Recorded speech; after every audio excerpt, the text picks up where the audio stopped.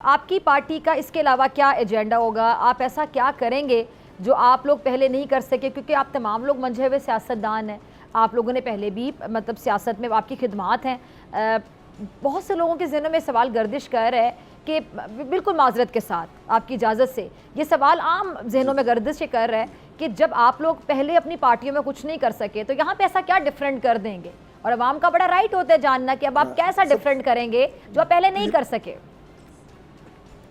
ये बहुत अच्छा सवाल किया आपने और इसकी ज़रूरत भी है, क्योंकि हम ये बात वाज़े तौर पर बयान करना चाह रहे हैं कि हम इसलिए, यही तो हमारा पॉइंट ऑफ जो था वहाँ पे रिटर्न का सबसे बड़ा रीज़न था कि जो हम करना चाहते थे और जो उन पार्टीज़ में किया जाता था उसके डिसीजंस और उसकी इम्प्लीकेशन की जिम्मेदारी तो, उसकी इम्प्लीकेशंस और रिजल्ट्स की जिम्मेदारी तो हम जैसे कारकुनों पे ज़रूर होती थी, लेकिन उसकी डिसीजन मेकिंग पावर जो थी वो उन पॉलिटिकल पार्टीज़ के बहुत छोटे से, यानी कि घर के 3-4 अफराद हों या एक पॉलिटिकल पार्टी में जो खान साहब थे वो बिल्कुल अकेले फैसले करते थे, और इसी तरह पीपल्स पार्टी और तो वो बात जो हमें एजिटेट कर रही थी, जो हमें फ्रस्ट्रेट कर रही थी वहाँ, कि हम इन फैसलों का ओनस तो ले रहे हैं, इनके नुकसानात तो हमें बम भुगत रहे हैं, लोग हमसे सवाल तो कर रहे हैं, लेकिन क्या हम उनको ये बता सकते हैं कि फ़ैसले हमने किए? तो बीबी ये फ़ैसले हमने नहीं किए होते थे। यही तो वो बात है जिससे हम लोग परेशान रहे 12-12, 15-15 साल और 40-40 साल की रफाकत के बाद हमने उस सियासी निज़ाम से अपने आप को निकाल कर घर, अब मैं देखे ना, आई लेफ्ट माई पार्टी इन 2018, मैं 2024 तक घर बैठा हुआ था। आपने कभी देखा मुझे टेलीविजन पे? मैं किसी पॉलिटिकल पार्टी में गया, मैं इक़्तिदार के लिए किसी भी पॉलिटिकल पार्टी में जा सकता था, तीनों पॉलिटिकल पार्टी मुझे अल्लाह के फजल से मैं बहुत मशकूर हूँ उनका, I am grateful to them. मैं ग्रेटफुल टू देम कि उन्होंने मुझे इस काबिल समझा कि उन्होंने मुझे बुलाया। लेकिन प्रॉब्लम कहाँ थी? कॉन्शियंस को कौन सेटिस्फाई करता? मेरा इनर सेटिस्फाई नहीं हो रहा था कि मैं फिर जाके वही हरकत करूँगा, एक घर से निकल के दूसरे ऐसे ही out of the frying pan into the fire हो जाऊँगा। तो बेहतर है कि मैं घर बैठ जाऊँ। और मैं बैठा रहा 6 बरस बीबी में घर बैठा रहा, मैं कहीं सियासत करने नहीं गया।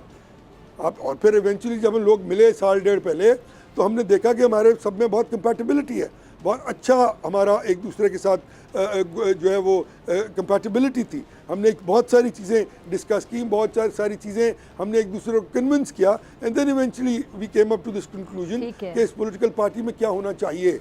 और वो इंशाल्लाह ताला जैसे जैसे चीज़ें रोल आउट होती जाएंगी वो पब्लिक और आप लोगों के सामने आती रहेंगी। तो ये जवाब बिल्कुल दुरुस्त है, आपका सवाल बिल्कुल दुरुस्त है, सॉरी, कि आपने वहाँ क्यों कुछ नहीं किया।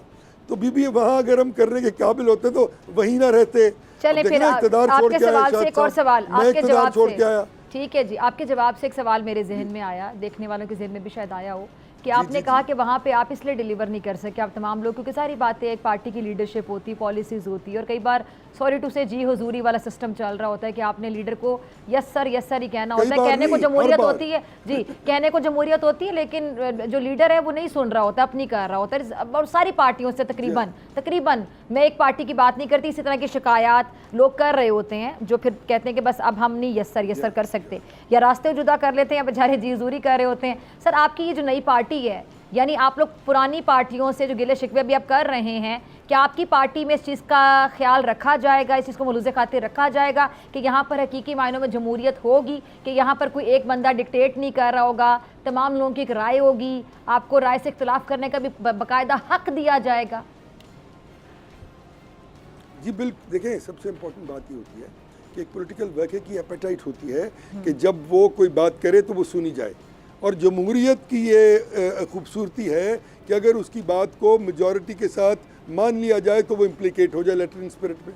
मैं गलत छोटी सी बात कर रहा हूँ। और अगर उसकी बात मेजॉरिटी ऑफ द पीपल जो 20, 25, 30, 50 लोग होंगे, अगर वो ये कह देंगे कि नहीं यार ये बात दुरुस्त नहीं है, तो ऑब्वियसली पॉलिटिकल वर्कर का ये प्रॉब्लम नहीं होता कि जो वो कह रहा है वही करो, नहीं तो मैं छोड़ के चला जाऊँगा। नो, जहाँ बात भी ना सुनी जाए वहाँ जाकर पॉलिटिकल वर्कर जो है वो अपसेट होता है। अब हमारे यहाँ देखिए, आप छोटी सी एक मिसाल दे देता हूँ आपको, कि हमने परसों जब ये फॉर्म की, हमने 17 मेंबर की कमेटी, तो हमने कहा कि भी हमने असेंबली इलेक्शन कमीशन में हमने कागज़ दाखिल कर रहे हैं इसकी पार्टी की रजिस्ट्रेशन के लिए। उसके लिए ज़रूरी है कि एक हेड हो एज ए चेयरमैन और एक सेक्रेटरी हो इसका कमेटी का।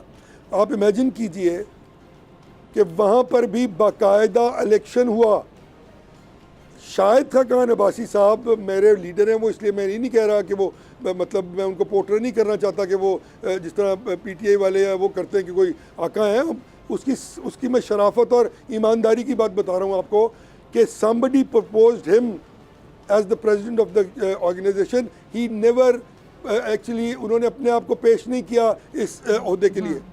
जब उनको ये हुआ तो एक साहब ने मुझे प्रपोज कर दिया प्रेसिडेंटशिप के लिए, और आप इमेजिन करें बाकायदा इलेक्शन हुआ, 17 में से 12 वोट उनको पड़े, 5 वोट मुझे पड़े, और वो इलेक्शन जीत गए और वो चेयरमैन बन गए ऑर्गेनाइजिंग कमेटी के। इसी तरह ही मिफ्ता इस्माइल साहब को किसी ने प्रपोज किया, मैंने प्रपोज किया, उन्होंने अपने आप को प्रेजेंट नहीं किया to become the secretary of the party.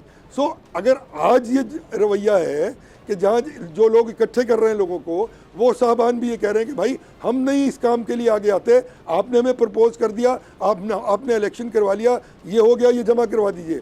They did not actually propose themselves to become secretary and the president of the organizing committee.